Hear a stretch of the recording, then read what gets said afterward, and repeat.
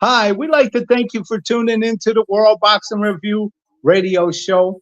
My name is Aaron Snowell, or they call me the Hall of Fame Trainer of Champions. And we travel the world for past, present, and future stars. And coming to you live from Tampa, Florida. And we're coming to you also live with no other than Larry Lyautey, the president of Rochester Boxing Hall of Fame. That's going to be on the show today. Man, Larry, how you doing, Prez? Oh, I'm doing great, Aaron. It's always a great time to be on the show with you. I've met so many people that watch this show that I would have never have been able to if it wasn't for you. That's just the bottom line. Well, thank you for the kind words, Larry, man. Boxing, man, there's a lot going on, and we're going to be talking back and forth as we go through what's happening in boxing today. And then we'll come back to you, talk a little bit about the up-and-coming induction ceremonies for Rochester Boxing Hall of Fame. But, yeah, man, what's happening in the news, man, it looks like Tyson and Mayweather are still in the thunder from the Crawford and Canelo Alvarez fight that's happening September 13th, man. Oh, Aaron, say what you say about Mayweather, but he's a businessman. He knows when to jump on the train and ride that lightning. Yeah, and it looks like what they announced this fight ain't going to happen until 2026. Some point. They didn't name no date, no time, no place, but they just announced it. I think that was picked right at the right time. Oh, yeah. I mean, right now you don't get any bigger than Canelo and Crawford. And if you're want to get some information out there as far as boxing, now's the time. Oh, absolutely. And with Mayweather and Tyson, two of the biggest pay-per-view guys known to boxing, with Mike Tyson when he was fighting. He just had that exhibition with Jake Paul that went off the change with Netflix. Mayweather when he fought Manny Pacquiao in those exhibitions that he did around the world that just absolutely broke records. The timing and everything is right for them to make. They're going to make a boatload of money, I think, if it's done right. But what the interesting story is CSI Sports. People are saying this group, we haven't heard of them in the promotional end, this CSI Sports. You know what I mean? People are asking me, calling me up on the phone saying, Aaron, who is CSI Sports?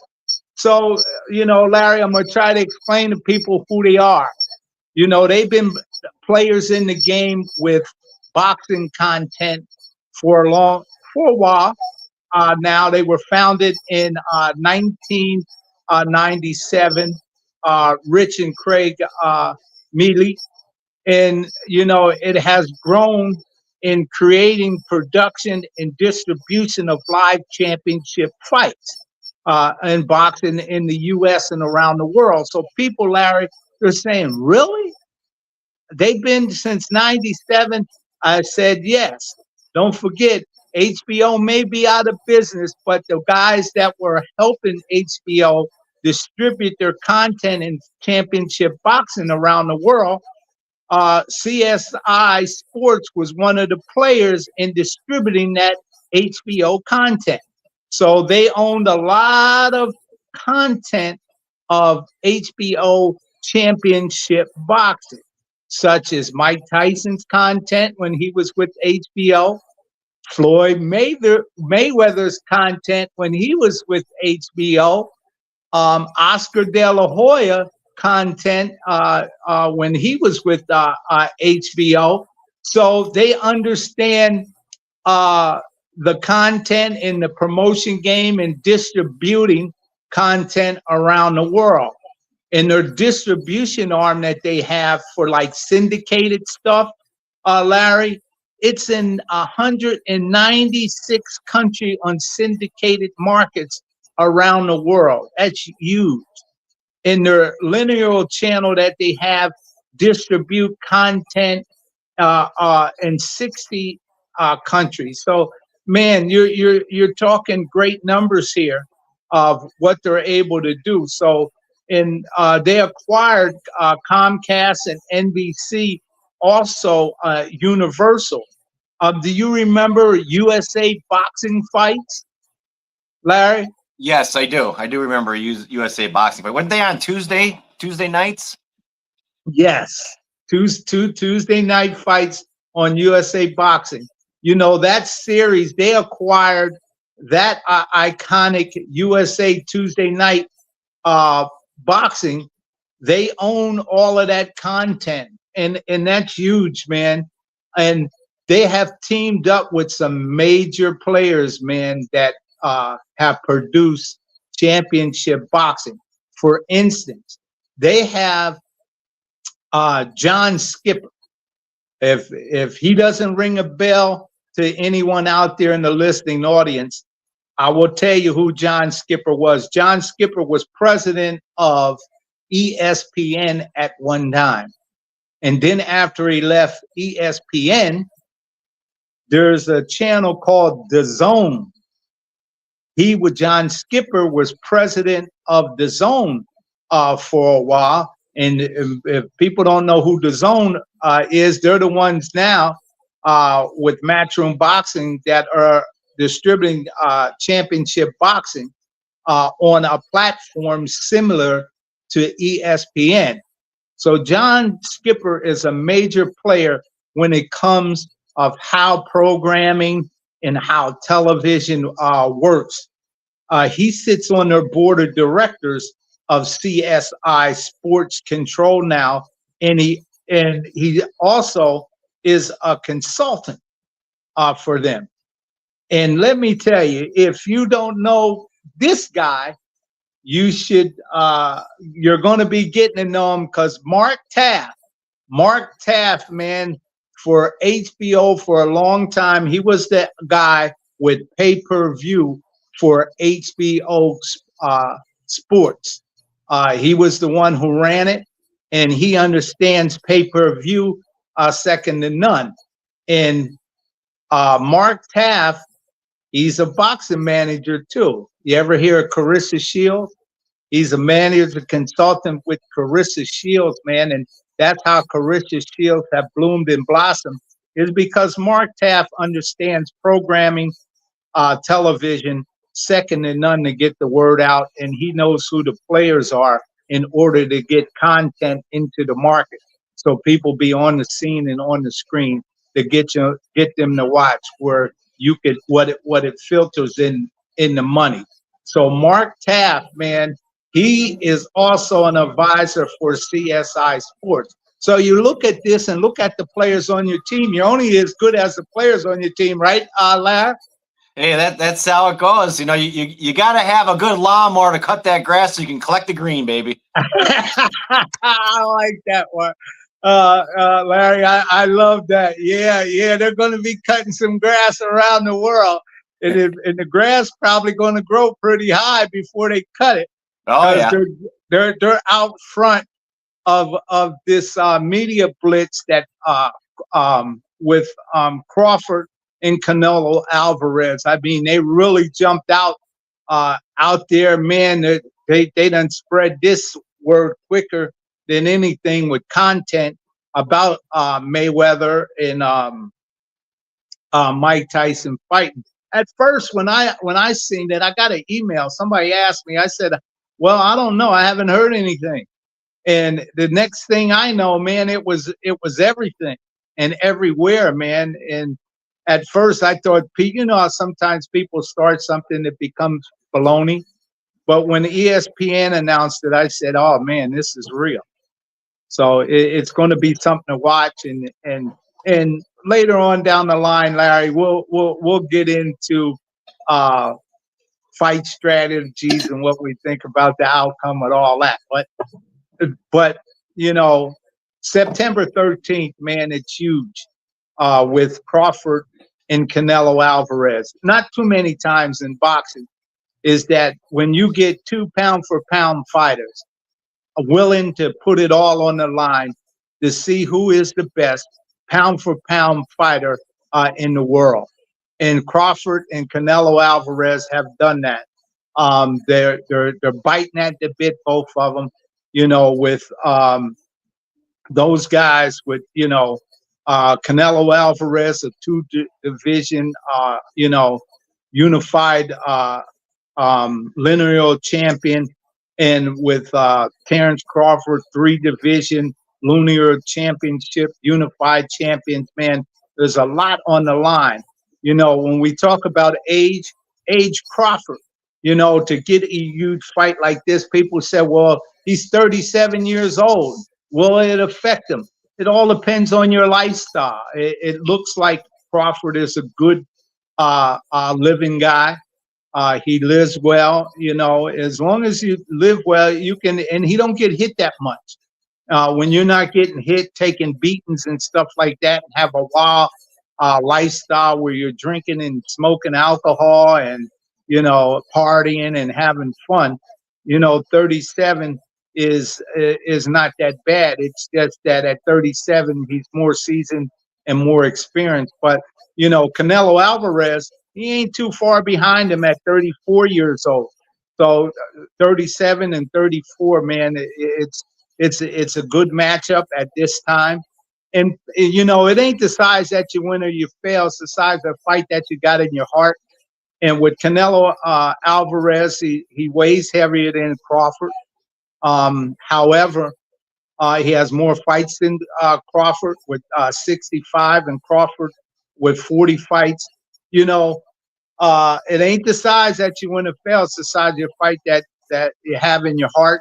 And, Crawford really doesn't have anything, to worry about. He shouldn't let people bite him into a fight that he shouldn't be fighting, meaning trying to go toe-to-toe or anything like that. At times, you're going to have to fight a guy to get him up off you. But I'm just saying to go to the center of the ring and try to slide it out because someone's trying to get in your head and call you. There's no Ben and Jerry fights. I said, man, if you got to run, you run. When you got to stop and fight, you fight. You do whatever it takes for you to win a fight. People may not like it, but guess what? If that's what it's going to take you to win, you do what you have to win. And anyone told me, when you tell a guy, well, you ain't going to do that, and I'm not going to pay for these fights, that's called fight fixing. And I'm pretty sure Crawford and Canelo Alvarez don't want to get involved in anything like that. Bring what you got to the table, bring your strategies and your plans, and fight to win the fight that you need to win. Could you imagine in professional football if they tell a great quarterback, well, you can't throw the long ball to the guy running down the field to score the touchdown, or, hey, man, you can't run this play in order for you to score the touchdown. You got to hold back on that because the TV networks ain't going to buy it. That's called sports fixing, and you go to jail for a long time fixing fights and trying to determine the outcome by what you say out of your mouth. I'm telling Crawford and Canelo Alvarez, if both of y'all fight up to your capabilities of how you have performed inside the ring for a long time and how both of you have thrilled the fans, being pound for pound the best, this fight will live up to its bill, second to none. And I think both of them guys are going to go in there and fight the best that they know how. Now, the height and the reach, Crawford has a slight inch or a half an inch on the reach with Canelo Alvarez. He has a bit like a half an inch or so in height. Canelo Alvarez is 5'7.5", and Crawford is 5'8". So this all makes all for interesting stuff. Larry, what do you think? It's funny that I didn't even, the age. I would have swore if I didn't look at the paper that Canelo was older because he's been a superstar longer than Crawford, which is something to consider. It's going to be a I think it should be a really good fight, maybe a great fight. Like you said, it's just a matter of how they line up systematically. You know, it's yeah, like I said, Well, you know, neither one. with Crawford's reach at 74 inches and Canelo Alvarez at 70 inches, the edge is growing to Crawford. You know what I mean? The only Yeah. thing that I look at, you know, there's only a couple things that Canelo Alvarez has the edge on. And weight only means something if you use it the right way. You know, you can have weight be used against you where you think the heavier you are, the more powerful you are. And what ends up happening, it slows guys down when they think the bigger that they are, the more stronger they are. Speed is a complex issue. And it ain't by the size that you win or you fail, it's the size of the fight that you have in your heart. Little men are giants too. And I'm going to say this here, man. Joe Louis, when he was fighting Khan, you know, Khan was winning the whole fight. He was outboxing Joe Louis until in the last round he got cocky. And at the end of the fight, Larry, they asked Billy Khan after he was knocked out by Joe Louis, what happened, man? You were winning the whole fight. Why'd you start going toe-to-toe with the bigger guy, Joe Louis? He said, because I wanted to knock him out. So what I'm saying, it's interesting too, because you know Crawford is ambidextrous, so he can lead with his right or his left, so he can give you different looks. Canelo, you know, he wants to work the body, then go to your head. It's gonna be, you know, again, it's gonna be an interesting fight to see how their game plans are. It's probably gonna come down to who can execute their game plan the best. You know, and that's probably who's going to win this fight. Whose corner can work their magic and give the advice that, you know, needs to be given to set this fight up correctly for the boxer himself. Oh, absolutely. And sometime both of them know it. In a big fight, you're going to have to withstand a big shot. Yeah. You know what I mean? It's who overcomes the big shot. And after he gets hit, you know, with a big shot, how he answers the call and what does he do when he get hit and stung by a big shot. Either one of them, you know, because let me tell you, man, if a baby hits you the right way, he'll knock you out. And you know, to think about Crawford, and, who's 40-0, never lost. Canelo Alvarez with all the fights that he has, 65 fights and 61 wins, and only losing less than a handful of fights. You know, but there is a way to beat him. You know, with Crawford, you don't have no real gauge of really how to dominate him.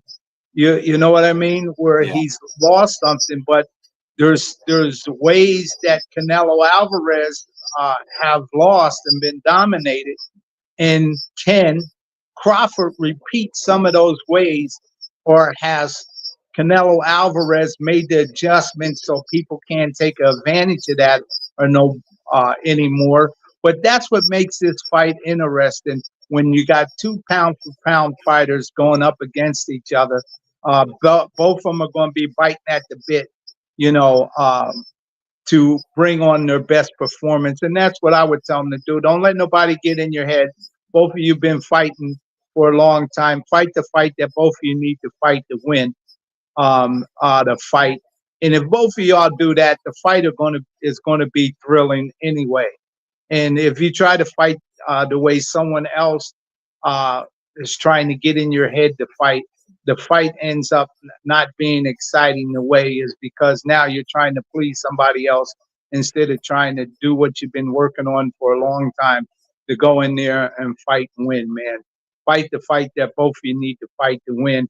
And I think it will be thrilling for the boxing communities, man. Cool, man. Larry, this is exciting, man. Yeah, you know, the age part, just throw that out the window. I mean, that's been proven through just recently. I mean, Bernard Hopkins, you know, Manny Pacquiao just fighting Barrios.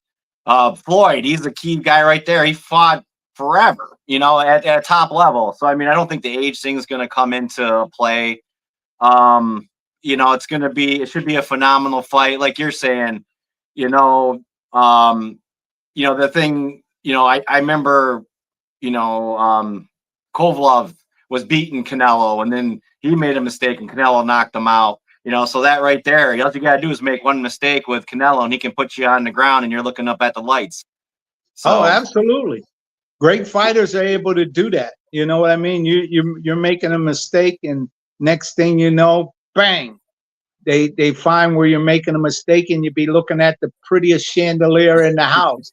You know what I mean? Or you're wondering what's touching your chin, and then you realize it's the mat. Yeah, you're right, and I think this fight is boxing fans wanted to see a fight like this, and when you have a matchup like this here, really, if both of them get in there and perform at their best, man, it's going to be an exciting night of boxing, and it looks like there's going to be a lot of fights on there, a lot of dynamite fights. So as the week comes, we'll give more analytic views of what we think. And I'm telling both of them, throw that Ben and Jerry shit out the window. Don't listen to that shit. You go in there and fight the fight that you need to fight to win, both of y'all. And it'll be dynamite if both of y'all go in there and do that. And I think both boxers have shown that through their past fights, that they have a game plan, they stick to it, and they don't listen to the crowd. They don't listen to the bull crap. They execute their game plan. They both have shown that through time. They know what they are. They're going to do it. Yeah, they're exciting fighters, man. They're exciting fighters. So they understand what big time boxing's all about. With Canelo Alvarez with 25 world title fights, and Crawford with 18. That's no walk in the park for either one of them. Most of the champions nowadays can't keep a belt for 2 hot seconds, but these guys have been able to stand the test of time. Been in the pound for pound list for quite some time. You were talking about Canelo Alvarez. Since he was a young man, he's been fighting and winning as being champion. And what a great champion he is. And also Terence Crawford is a great champion. The way both of them handle themselves inside and outside the ring is just a mark what boxing does. Boxing changes lives. And when you have a big fight like this here, it gets more people interested in it. People start to join gyms wanting to fight and things like that. And we're going to have to keep these things going. And hats off to Turk Al-Sheikh for having the determination to keep on to try to put some big fights like this together. It's not an easy thing to do, is to put the big ones together time after again. But he has put this together. He put his money where his mouth is to make this happen. And I hope it happens in grand style and grand fashion for him, who's put his money up. The arena there in Las Vegas, man, it can fit up to 70,000 fans, screaming fans, So Canelo Alvarez, he's already fought there with Plant. The pay-per-view and the arena did very well when he fought there before. And I think this is going to be a jam-pack. I mean, planes and trains, buses, and all of that are going to be coming into Las Vegas for this one. And we're not too far away, Larry. No, it's next weekend. It's a week from today. Yeah, a week from today. Hey, Netflix, look, baby. You don't have to pay $80. Yeah. Hey, look, we're going to see if Netflix had healed the glitch that they had with Jake Paul and Tyson. Remember, everybody stream was spinning and spinning and spinning. They couldn't get in. They couldn't handle all that traffic. And you know how it is with us sometimes when we're on the show. Things like that happen when people are listening from all over the world. It's like you got all of this out here, and then it's being channeled into a tunnel, and it becomes a traffic jam, and everybody can't get in at the same time. So it causes everything to glitch and all of that. So let's hope Netflix with this fight, when people start logging in and stuff like that to see the fights, the undercard, is that they're able to do it and they have worked out all the kinks, because this is something to see, this fight. Oh yeah. Yeah, this is one of those Absolutely. can't miss fights. Yeah. Take Well, the time off work. yeah, you have some people over watching on the tube, man. Have a little house party, you know what I'm saying? Get the And sit pizza, throw a down. couple bucks in. Yeah. Why not? You know, and if you have Netflix already, it's free. But if you don't, you have to pay. You know, and in order to watch. But it's for Netflix. People on Netflix, it's free to them. So hey, look, it looks like they're going for the viewership numbers, you know, with sponsors and stuff like that. They have a host of sponsors. Turk Al Sheikh has done very well in that aspect, in order to bring a lot of different sponsors, new players into the game for sponsorship for boxing, and that makes it good, makes it great. So many great fights happen in Las Vegas, and you know, a lot of great fights I've been a part of, and I'm happy to see that the legacy of boxing greatness in Las Vegas is steadily continuing. Now, Larry, well, you talk about next week, but the week after that, man, you know, you're the president of Rochester Boxing Hall of Fame, Larry. You know, from the 19th to the 21st of September, the Rochester Boxing Hall of Fame has their class of 2025, man. Come on with it, Larry. Tell us about the Rochester Boxing Hall of Fame and your inductees. Man, you know, Aaron, I was putting together a reel last night, and I was putting together the reel to put on our Facebook page, and I looked at it, and I just going through these pictures, and I'm just thinking about all the love out there for boxing, and what boxing, the love the boxing showing me. You know, I've been on your show, and because I was on your show, I met Tito Casio, who's coming up as a special guest this year. And then his buddy is William Vargas, who's a trainer out of Jersey, I believe. I think it's Jersey, Right. Jersey or Long Island. And, you know, I get to meet all these great people, you know, like Cello Man. And then I introduce my friends to the boxers, and, you know, like Judd Hartford, you know him, you become friends with him. And he's even told me, he said, you know, Larry, I want to take the lads around. I want to take Freddie Ladd around this year. I said, I'll pick him up from the airport. I'll drop him off. You know, it's that connection that makes our Hall of Fame and boxing special. It's the family feeling, the atmosphere, the love. You know, it's just there. And, you know, what we have is an opportunity to open that door up and bring people into Rochester, and bring them to see Frederick Douglass, you know, gravesite, and take him to the museum to see the Underground Railroads that ran through Rochester, New York. And then, you know, we sit you down and we give you a great dinner, and we let the fans come in and meet the boxers, and the love, and, you know, having Michael Nunn, Henry Tillman, Freddie Ladd come. You come up as a special guest. Tito Casio come up as a special guest. Fitz Vanderpool come up as a special guest. Charles Murray lives here.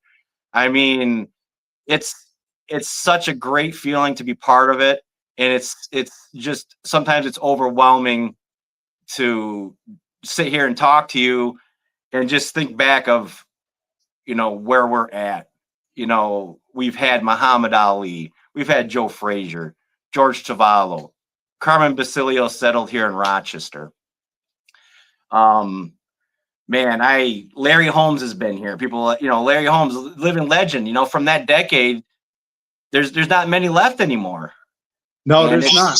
You know, and it's like I said, you just look at it and it gives me goosebumps, you know. It gives me goosebumps. And if you live in this area and you wanna actually come out and meet boxers, you want to meet some celebrities, come feel the love, man. Come to our banquet. You know, it's gonna be September 20th. Doors open at 6.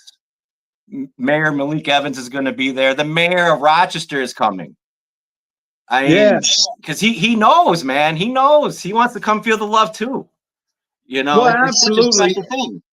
Yeah. Well, last year when I got inducted, thank you very much, Larry, and your board for choosing me last year to be inducted, to be a part of the great trainers that have already been inducted, such as Manny Stewart, Angelo Dundee, and myself, to name a few. But yeah, it's an indeed honor. Last year, the mayor came there and visited the Jack Johnson exhibit, traveling exhibit that we had. And thank you, Larry, for allowing me to bring the Jack Johnson exhibit, the things that we did together in Rochester, going to the boxing gym to display the exhibit with Spectrum Television that was there in order to um, uh, video things for Spectrum News, and they did a special on the Hall of Fame, myself and the Jack Johnson exhibit. Man, what a jewel that was for that day, for that to happen for the Jack Johnson exhibit. But in the gala, as part of the Hall of Fame, you also let us sit up the Jack Johnson exhibit there, where Mayor Malik Evans, who you bring over to the table, because he had wanted to see the Jack Johnson exhibit, and we walked him through it and explained it to him. And then at the end, he said, "Wow, tonight I have really learned a lot about Jack Johnson that I didn't know." And he got a chance some of the artifacts that were part of the exhibit there, the monkey wrench, as it's called, that Jack Johnson invented when he was in prison for the Mann Act. A pair of his boxing trunks that he had. Um, he picked that up. He looked through our document of the FBI files that we had there. He seen that, and also Jack Johnson in New York and Brooklyn at when he challenged the race car driver and raced in Brooklyn. We have some of the artifacts from him racing and stuff like that. He lost the race, but he did race in Brooklyn, New York. So he was just a dude. And he owned the Cotton Club down there in New York City, where the Cotton Club, where all the big entertainers of that era used to play. And Jack Johnson sold it to the mob.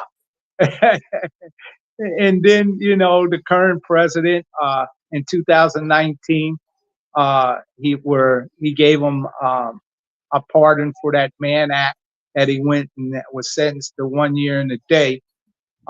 Those pardon documents and pictures when the president, then and now in 2019, Donald Trump, the pictures when he had Mauricio Suleiman there as president of the WBC. I was a part of all of that, and Jack Johnson's niece, Linda Haywood, and um, also Lennox Lewis was there, along with Sylvester Stallone. So it was a day at the White House for Jack Johnson, and so all of that put together, yeah, we were pleased that he had the opportunity to come over to the exhibit in order to say something. But when he got up to the mic, Larry, the mayor of Rochester, I didn't know he knew that much about boxing history, but boy, did he put a heck of a speech on. Yeah, he did. He really got to know the people that were going to be there. He did some research definitely before he got there, because he definitely hit a bunch of key notes in that speech that he gave. And it was nice to see that he spent the time to learn that. Oh, absolutely, man. He loves boxing. And while we're on the air, I want to thank Mauricio Suleiman, as he always does, along with Jill Diamond, in order to have sponsorship where a WBC belt was given to the mayor. and boy, did he love that championship belt. Oh, definitely. You know, he said that. I remember he said that you guys are going to make me cry. Yeah, that was a statement. Yes, In it the was. Yeah. But, you know, with this year's class, you know, Charles Murray, we want to congratulate him, Rochester's own, born and raised in Rochester. He won the IBF championship there. It looks like the IBF is a sponsor this year, too, for you. Yeah, the IBF. You know, again, you know, the boxing family has been great. You know, I went to Indiana this year, and I met Daryl Peoples, you know, president of the IBF, and man, you know, what a great guy. And he said, Larry, anything you need, let me know. So, you know, I said, hey, how about an ad? And he said, yeah. He said that his brother actually graduated from the University of Rochester, which is U of R. And he said he spent a lot of time driving back and forth between Rochester and is it where is IBF? Is it New York City or Long Island? Or is it Jersey? I'm trying to think where the IBF's located. Yeah, New Jersey. New Jersey, yes. That's what I thought. I thought it was Jersey. So he spent a lot of time driving back and forth between Rochester and Jersey. So we had a good conversation about, you know, Rochester and U of R, and yeah, and he lived up to his word. He gave us a nice nice ad this year. Yeah, well, Daryl Peoples, president, man, what a great guy. He's always a gentleman and scholar. You know, they have voted me, you know, trainer of the year, biggest supporter at their conventions at times. And, you know, it's always good. They're good people, these organizations. And, you know, Daryl Peoples is right on the top, on them top lists of boxing organizations. But there's going to be a special announcement too. And we can't give it out yet, but there's going to be a special announcement, a special thing that's going to happen that night in the gala. To my understanding, is that right, Larry? Yep. You got to come to find out what it's going to be. you gotta come and see what the special is.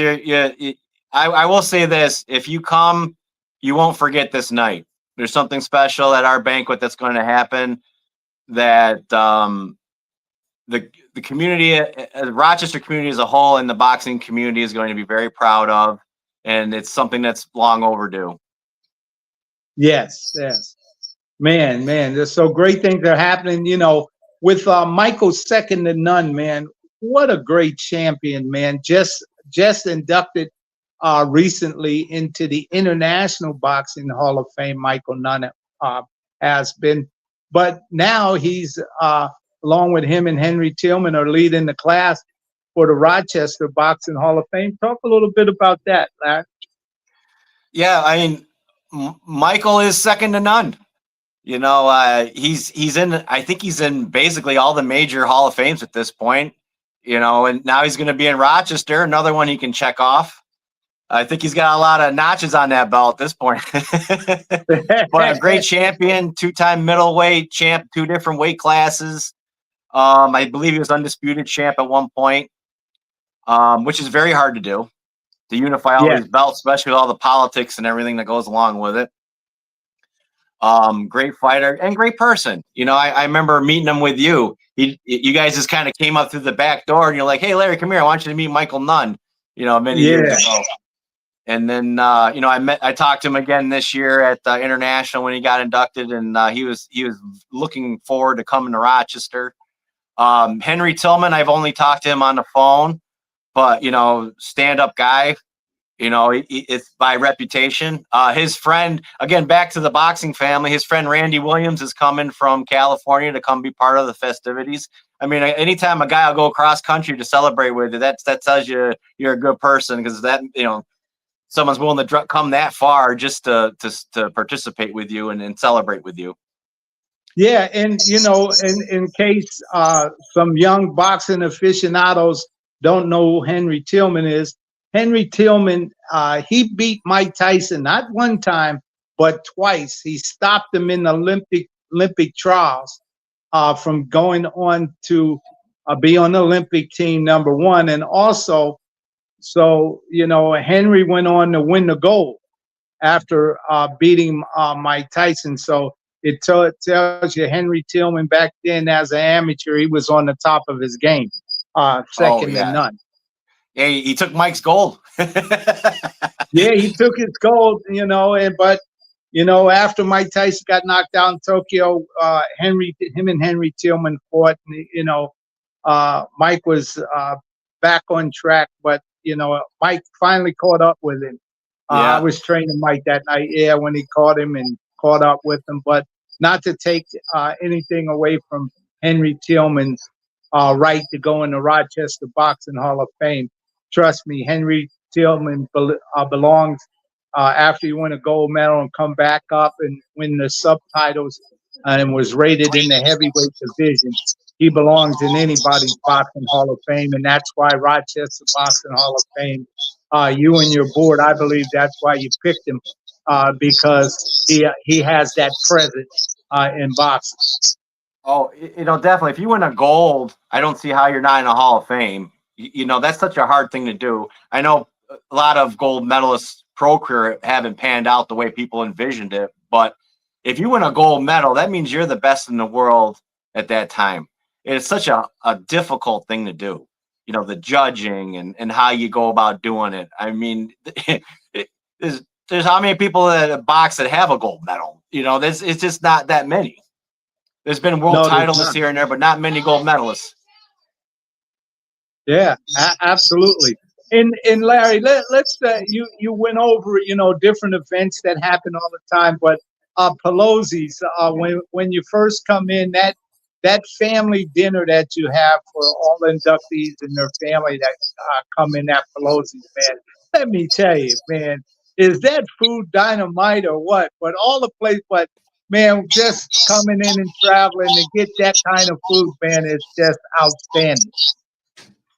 Oh, it's great that my sister and her family have opened their doors to us, to have the dinner there. It's excellent food. It's I was gonna say it's second to none, but I think that's again becoming a cliche. But it's won all kinds of awards. It's just for the boxers and their families and the people that are there to meet and greet. And it's a good atmosphere for the whole weekend. Oh, absolutely. And I will never forget this. From time to time, I post up that picture of your children holding the championship ring up and taking a photo. Man, it made them so happy in order to have that ring on. And then the chef to come out from behind the kitchen after serving us that delicious pasta and all of that, man. It was just overwhelming night, and to come out and take pictures with us. That after serving a dynamite meal like that, man, that food was, I mean, really, really second to none. Yeah, it's just when you have good food, good people, it sits the whole situation out for you. It's a nice way to start the weekend, and I'm spoiled because they're my relatives. Yeah. I look, I can understand why you're there. That food's so good. I'd be in line every day over there, man. What a chef. But let me tell you, the next day, that lunch in that diner, you say, diner food such and such. But man, when you got a boxing guy, feed you lunch, man. He knows how to do it. To put the boxing stuff right there, man. For the guys, man. What a electrifying atmosphere for lunch the next day. That lunch. Talk a little bit about Pat in the diner and all that. He's Mike the Greek is what he's known as. It's Mike Michaelis. I'm butchering his name. He's Greek, obviously, but he's a local boxing promoter, and he usually helps set up things, as far as promotional goes. And you go in his restaurant, he's got the autograph pictures from celebrities that have been in there, you know, the people we brought there too, Tommy Hearns, Discombobulating Jones had to make sure his picture was there. he gave me a picture to give to Mike, and I did. And then he said, Larry, one of my relatives was in there, didn't see the picture. I said, it's in there. So I made sure next time I went there, I took a picture of where it was and sent it to him. Because, you know, it's good to be part of history. And there's something about a classic diner like that people want to be part of, you know? It's and it's good food, like you said. I mean, it's good food, and dealing with, you know, when you walk in there, you feel the Rochester history, you know, and then you see the boxers and you see the different celebrities. Oh man, it's electrifying in there, and the people that were eating, they're not shy, man. They come up, welcome to Rochester, man. A big busload of students came in while we were there, so we end up signing autographs and taking pictures with them. And the atmosphere that day was just overall, the whole induction weekend just electrifying. And in the diner there, it was electrifying too, man. You know, and that's what we want. We want that kind of atmosphere. I mean, how was it for you coming, you know, as far as, you know, somebody that was being inducted, you know, you see the underground museum, you see the you see the grave sites of Susan B. Anthony and Frederick Douglass, and then you go and you see the boxing history of Rochester, and you experience the culture and the community here. How was it for you?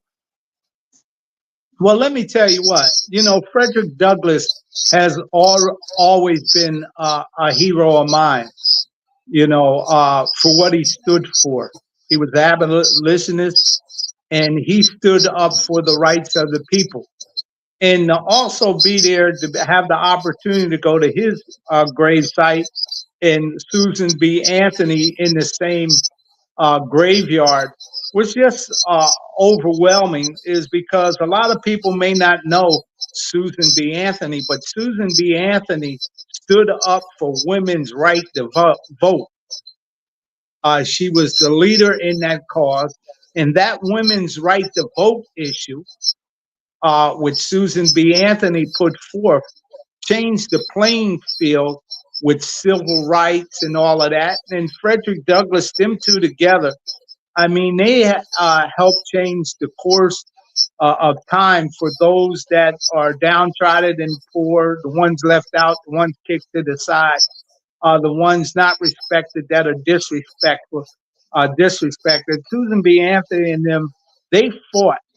And what I liked what I learned and didn't know, is that every year or voting time, people who go vote take that I voted sticker and go place it on her headstone.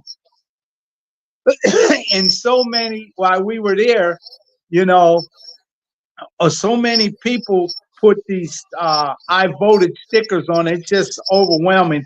But they had to cover her original gravestone, and they put this piece of plastic where so many people, so to protect her gravestone, where she can live in peace. So I felt so touched by that. I went and hugged her stone. I got a picture of me hugging her gravestone.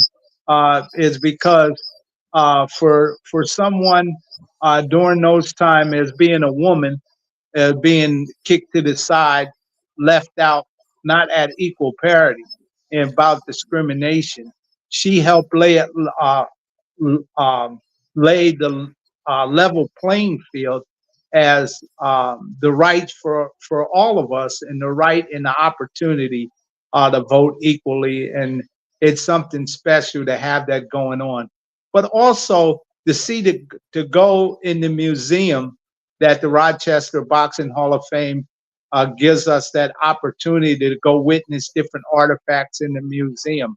But to have the Underground Railroad in that museum, and also Frederick Douglass, it shows you that the different struggles that people in general had to go through in order to have their rights in the United States. You know, there's no place like America, but for your rights, you have to continuously fight for them.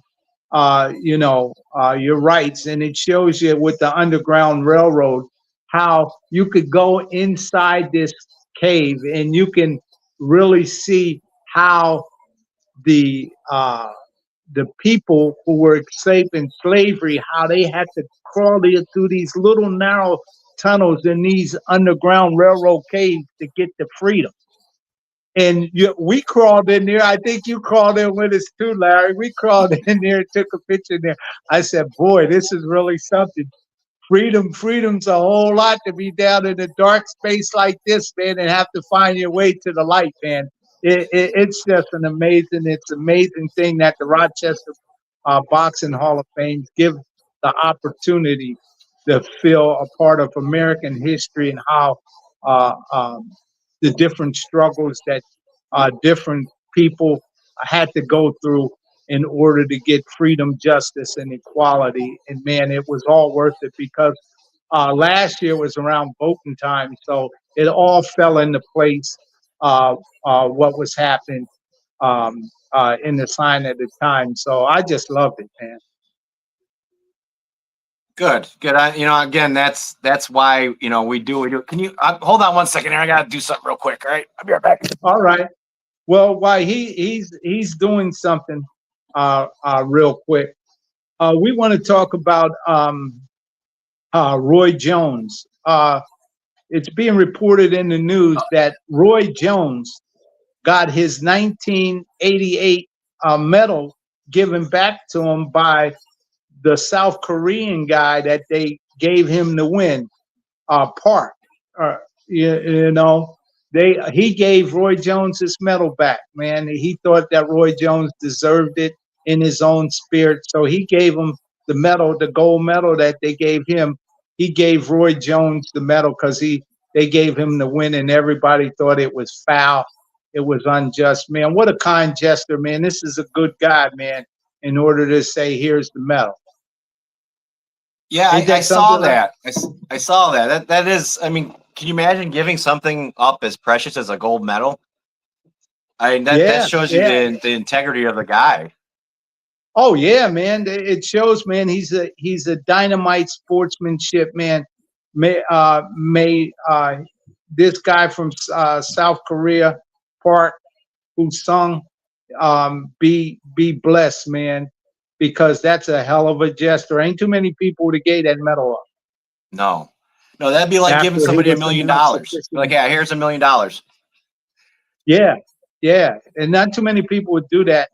And the expression on Roy Jones' face, he took it because the guy gave it to him. He thought Roy really righteously deserved it, and he wanted to have it, man. And boy, what a gesture on his part. And I know Roy Jones, man, kind of guy he is. He really appreciated that, because sometimes when things like that happen, you have an empty void in your heart. Roy may have never said anything about it, but maybe this kind of thing helped mend that void that Roy had for a long time for what the judges did in that. A lot of people said they didn't know what fight that they have.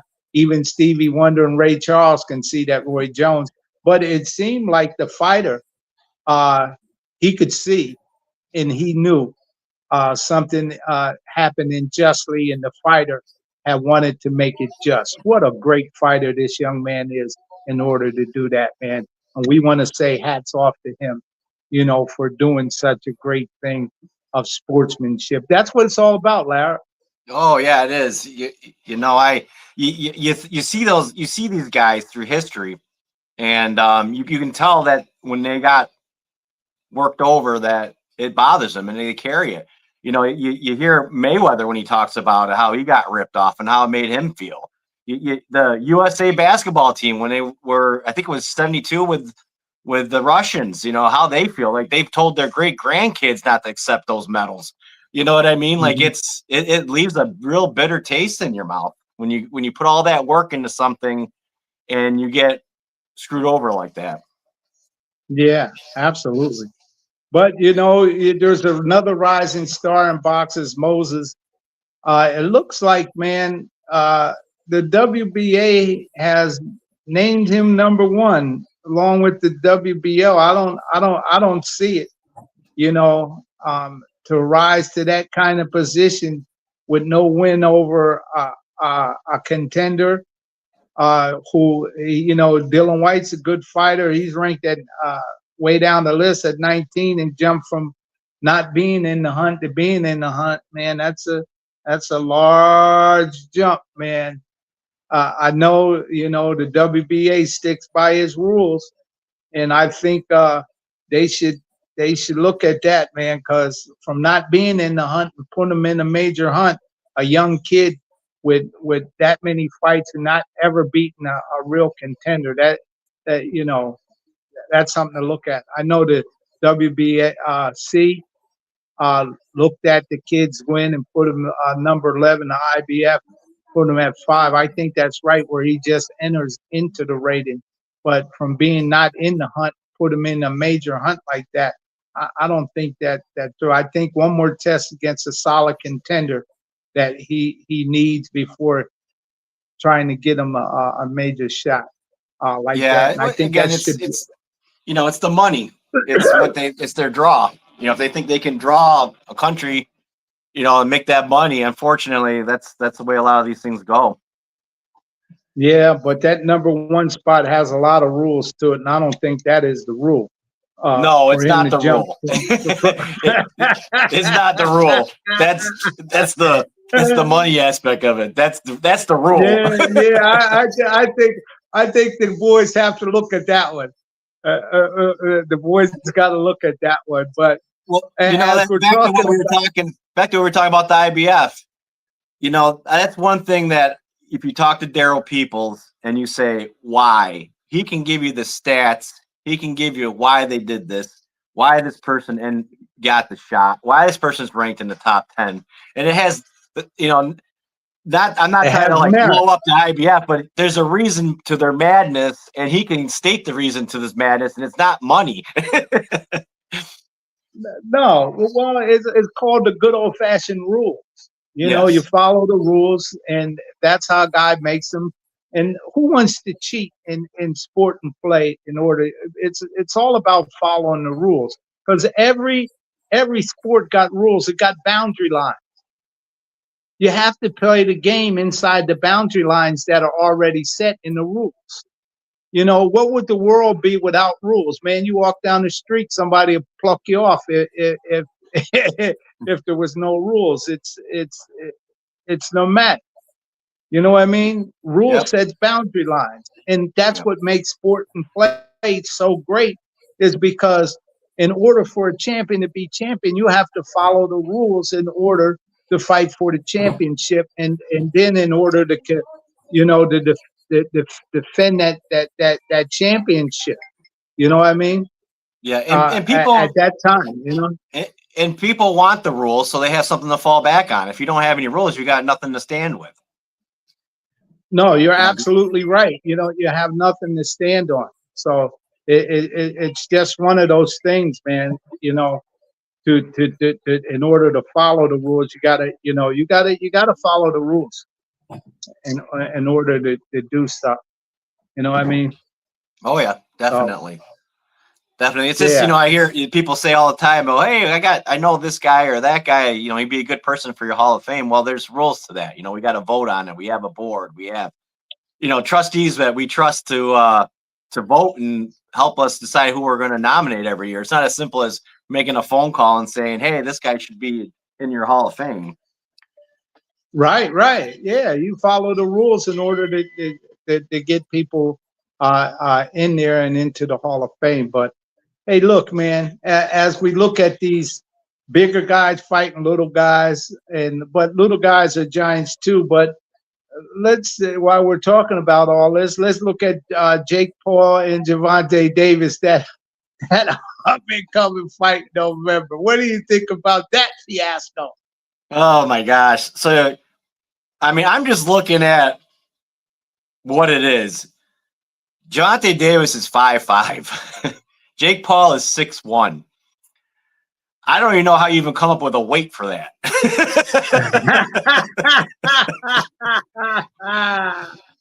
You talk about a guy that's going to come up to his belly button. You telling me Jake Paul's fight is picking on the little guy? Yeah, but hey, that little guy's got a punch, but he's going to come up to his belly button. He's going to have to do the punch out, the Mike Tyson punch out with the guy jumping up and jabbing him. Yeah. Boy, Little Mac, that's the guy's. He's got to do the Little Mac on them. Well, we're going to have to watch and see how all of this pans out with Jake Paul and Gervonta Davis in November. But it's good to see Gervonta Davis. At least he's climbing back in there. If he's coming part of the circus and get the circus out of his life, and he can climb back in the ring to get him back on championship level, in order to go on. And there's a lot of great fights out there for Gervonta Davis. He just got to be committed and go in there and make it happen. If this gets him on the road to that, I say, well, get on the road, bro. Make it happen. Because there's a lot of great time. Maybe he needs to step back for a little bit too. I know maybe just feels wore out. I don't know. It's this weird the transgression he's going through. He dumped his trainer and got a new trainer, and then he did this and did that. Now he's fighting Jake Paul. It just I don't know. It seems like there's a lot going on in his life to be going down this path that he's going down at this point.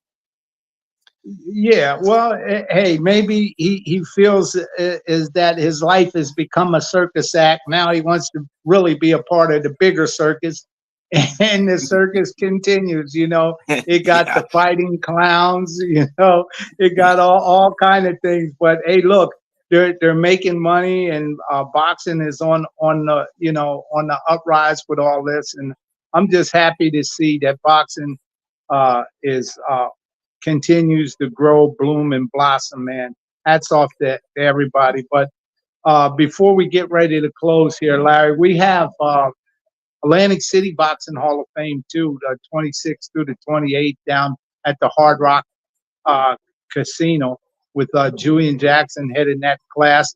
And also from Rochester Boxing Hall of Fame, a great fighter. He's going in down there too, man. The natural, baby. The natural. Charles and Natural Murray, baby. Going into Atlantic City Boxing Hall of Fame. You want to talk about a guy. That guy, if you watch his old tapes and you want to teach movement to a fighter, how to avoid punches, and just pure – I mean, the name Natural just goes with him. I don't think there's anybody – that in his prime, in that decade, could have stood with him in his prime. I mean, You want to talk about the movement and the hitting power. It doesn't get any better than Charles the Natural Murray.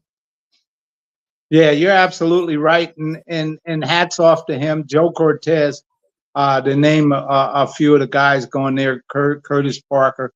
But hats off to them guys for being inducted there. That's a big weekend for them also, President Ray McCline. So we just wanted to mention that.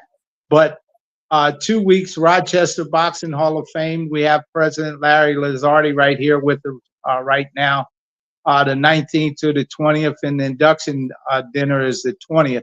So, hey, man, where can they buy tickets at, Larry? So you can go to Rochester Boxing Hall of Fame and buy your tickets right online. And if you have PayPal, if not, you can pay at the door, or you can call me up. My number's on the flyer that's going around online. It's also on the website. It's going to be a great time. And if you want to meet boxers and say hi to them and thank them and get an autograph in your picture, there isn't anything better than the Rochester Boxing Hall of Fame. Dan Coco and Jay have been coming for years. Dan Coco is the president of IBRO, and he says it's the best Hall of Fame he's ever been to because of the access you have to the fighters and the ability to have conversations with them and the atmosphere that is around that. And it makes everybody comfortable. And he says that's the only Hall of Fame he's been to that has this kind of atmosphere. And that's why he drives all the way down from Boston every year to be at our Hall of Fame. Yeah, well, it's definitely a great event. What's the meal looking like this year? Now this is the Gallo Awards meal I'm talking about. Yeah, it's there's always a potato. It's usually salt potatoes, and then we have chicken. There's a beef, and you've had it. The chicken's good. The beef's good. It's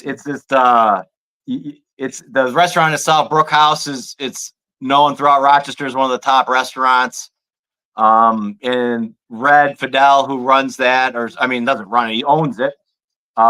Is one of the nicest guys you'll meet. You met him, Aaron. You got a picture with him. You showed him the Jack Johnson exhibit. I mean, you know the character of a guy like that when you meet him. Oh man, Red is a character. We talked about Carmen Basilio. And him and Carmen Basilio are real good buddies.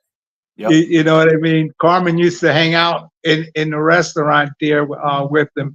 So we were talking about that and different old stories, man, about all that, Who's this Boxing Knowledge, man? Hello, Mr. Snow. Hey, Boxing Knowledge, man. How you doing? Thank you for tuning in, man. Just to give some some people typing something in the chat box. But yeah, man, Red, he's a character, man. He says, man, this is a real nice exhibit you got that you bring in here. I said, well, thank you. And then we start talking about Carmen, and oh man, it was just a great night, man. Great food, great people, great atmosphere. You're gonna enjoy it, man. The list is long, fine, and distinguished with different fighters that come from all around. And you also, Larry, you have a young man, top amateur in the country, who's receiving an award, and you have your secretary also. Y'all voted her in for her great work for the boxing community.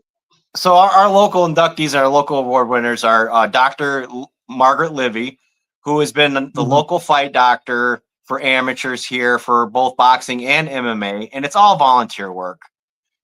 She's done this now for 23 years, and she does all the amateur bouts around here. And without her, there would be no amateur bouts.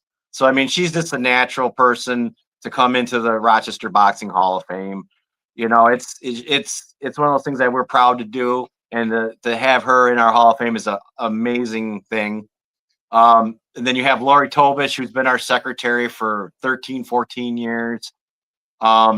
Well-deserved, puts the time in, gets the ads, sells the raffle tickets for the scholarship fund, makes it happen, she's a waitress, and she just has those connections where she can meet people and sell tickets and make that part of our Hall of Fame grow.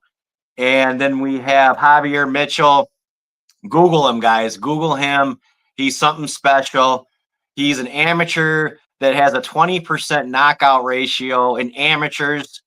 That's rare because of all the headgear and the gloves and everything you wear. He won national golden gloves by knockout in 11 seconds. Very special young man, and the future is very bright for him. He's only 16 years old, and he's been on your show too. Oh, absolutely, man.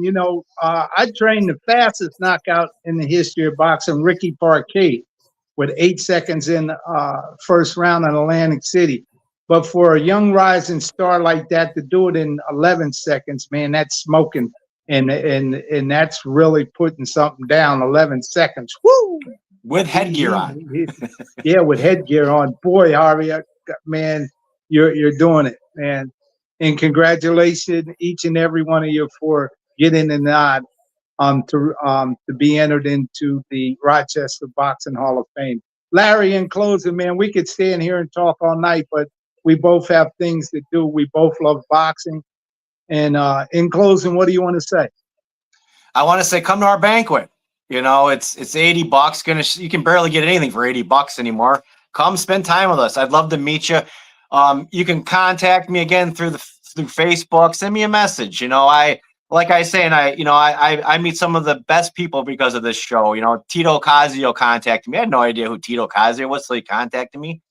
William Vargas. I had no idea who he was till he contacted me. Come, contact me. I'd like to hear from you. It's right. Oh, and Randy Williams, Henry Tillman's friend that contacted me. That's coming all the way across the country. What a nice guy. I talked to him for about a half hour, just about boxing. It's a great thing. The boxing community is great to work with and to meet people. And come to our banquet. We got Michael Nunn. Again, headline and Michael Nunn. You don't get any better than that. You got Henry Tillman, 1984 gold medalist. You got Freddie Ladd. We haven't really talked about Freddie Ladd too much. You want to talk about a character, man. Freddie Ladd can light up a room.